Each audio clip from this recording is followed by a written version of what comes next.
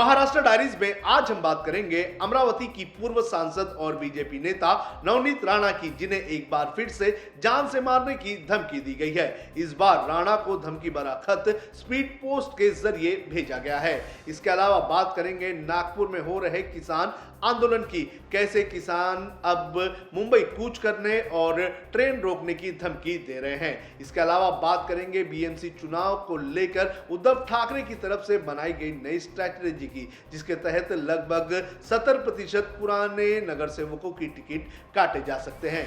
क्या है उद्धव ठाकरे की ये स्ट्रैटेजी, ये आपको बताएंगे। चलिए विस्तार से इन तीनों खबरों पर चर्चा करते हैं। नमस्कार, आप देख रहे हैं लोकमत हिंदी। मेरा नाम है सोनू कनौजिया।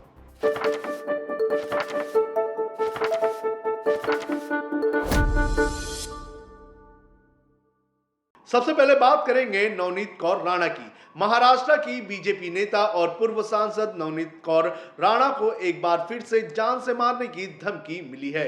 इस बार धमकी स्पीड पोस्ट के जरिए आए एक पत्र में लिखकर भेजी गई है। ये लेटर हैदराबाद से आया है। धमकी मिलने के बाद बीजेपी नेता ने इसकी शिकायत अमरावती के राजापेट पुलिस स्टेशन में दर्ज करवाई है, जिसके आधार पर पुलिस ने मामला दर्ज किया है। बताया जा रहा है कि नवनीत राणा के ऑफिस में मंगलवार यानी कि 28 अक्टूबर की शाम एक लेटर रिसीव हुआ था, जिसमें उन्हें जान से मारने की धमकी लिखी गई थी। इतना ही नहीं, इस पत्र में उनके खिलाफ अश्लील और आपत्तिजनक शब्दों का भी इस्तेमाल किया गया था। साथ ही गंभीर परिणाम भुगतने की धमकी भी इस खत में दी गई है। जानकारी के अनुसार ये धमकी भरा खत हैदराबाद से किसी जावेद नाम के शख्स ने भेजा है। इस मामले में नवनीत कौर राणा के पर्सनल सेक्रेटरी मंगेश कोकाटे ने राजापेट पुलिस स्टेशन में शिकायत दर्ज करवाई है और शिकायत मिलने के बाद अमरावती क्राइम ब्रांच की टीम एक नवनीत राणा के घर भी पहुंची और वहां पहुंचकर मामले की तहकीकात भी शुरू कर दी गई है। नवनीत राणा को इसके पहले भी मिल चुकी है धमकियां। वैसे ये पहली बार नहीं है जब नवनीत कौर राणा को इस तरह से जान से मारने की धमकी दी गई है। इसके पहले भी कई बार फोन या पत्र के जरिए उन्हें धमकी दी जा चुकी है। इसके पहले ही मई के महीने में नवनीत कौर राणा के पास कथित तौर पर पाकिस्तान से एक कॉल आया था, जिसमें उन्हें जान से मारने की धमकी दी गई थी। उस दौरान पुलिस में इसकी शिकायत दर्ज करवाई गई थी। तब इस पूरे मामले में एफआईआर दर्ज नहीं की गई थी। पुलिस की ओर से कहा गया था कि ये गैर संज्ञान शिकायतों में पुलिस बिना अदालत के आदेश से जांच शुरू नहीं कर सकती है। तब ऑपरेशन सिंदूर के दौरान नवनीत कौर राणा ने पाकिस्तान के खिलाफ कई वीडियो जारी किए थे और उसमें पाकिस्तान को खरी खोटी सुनाने का काम किया गया था। अब बात करते हैं किसान आंदोलन की।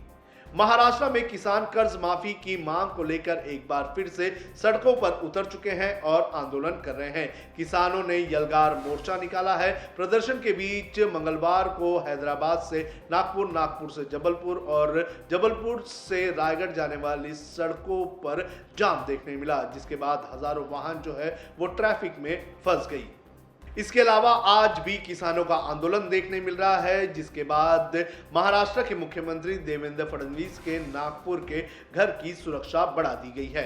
यह आंदोलन प्रहार जनशक्ति पार्टी के नेता और भूतपूर्व मंत्री व विधायक बच्चू कडू के नेतृत्व में निकाला जा रहा है। आंदोलनकारी किसान अमरावती से चलकर नागपुर तक पहुंच चुके हैं और इस मार्च को पुलिस ने नागपुर बॉर्डर पर ही रोक दिया है और नागपुर में सीएम के आवास की सुरक्षा भी बढ़ा दी गई है। किसानों की मांग है कि उनका कर्ज माफ किया जाए, फसलों के नुकसान की भरपाई की जाए और फसलों की कीमत एमएसपी से 20% बढ़ाकर दी जाए। अमरावती के चंदूर बाजार से शुरू हुए इस मार्च में शामिल लोगों ने मंगलवार की रात को वर्धा में विश्राम किया था और फिर वो नागपुर के लिए निकल गए थे। इस पूरे आंदोलन के दौरान बच्चू कडू ने यह कहा था कि उन्हें आंदोलन के पहले मुख्यमंत्री कार्यालय से देवेंद्र फडणवीस, राजस्व मंत्री और 38 विभागों के सचिवों के साथ बैठक के लिए निमंत्रण मिला था। वहीं बच्चू कडू ने कहा है कि मांग मानी नहीं गई तो रेल रोको भी शुरू कर दिया जाएगा। आपको सुनाते हैं क्या कहा बच्चू कडू ने। अभी आज तो 12-1 बजे के बाद हम रेलवे जाम करने जा रहे हैं। अगर सरकार निर्णय नहीं लेती तो जाम होगा, रेलवे जाम करेंगे।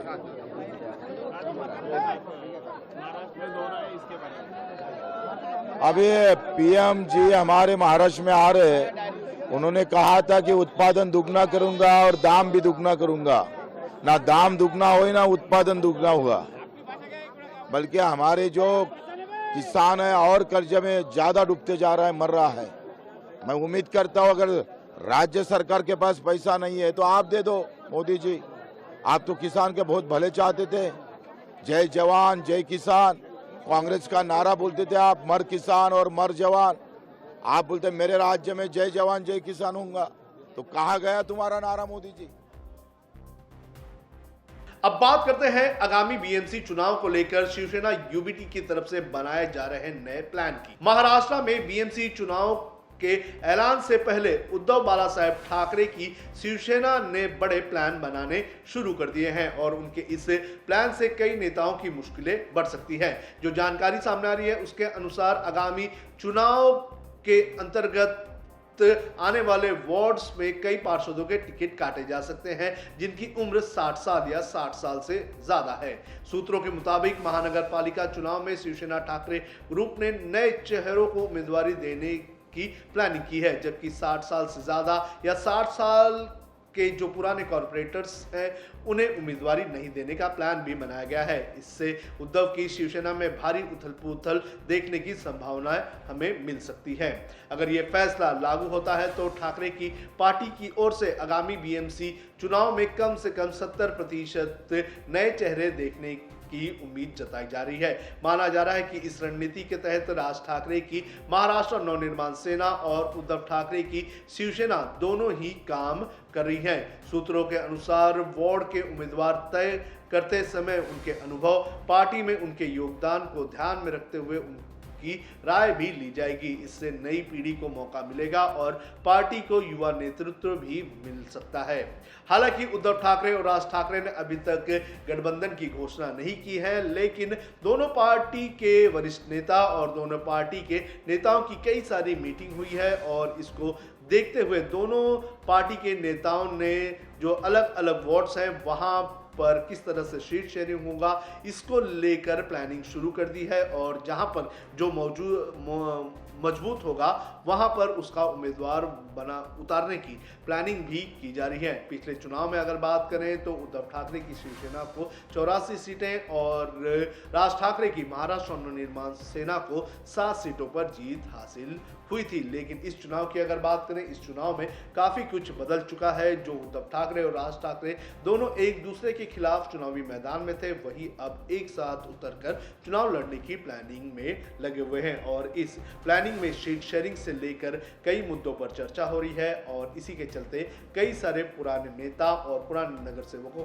की टिकट कट सकती है। तो ये थी महाराष्ट्र डायरीज की आज की खबरें। देश और दुनिया की खबरों के लिए आप देखते रहिए लोकमत हिंदी।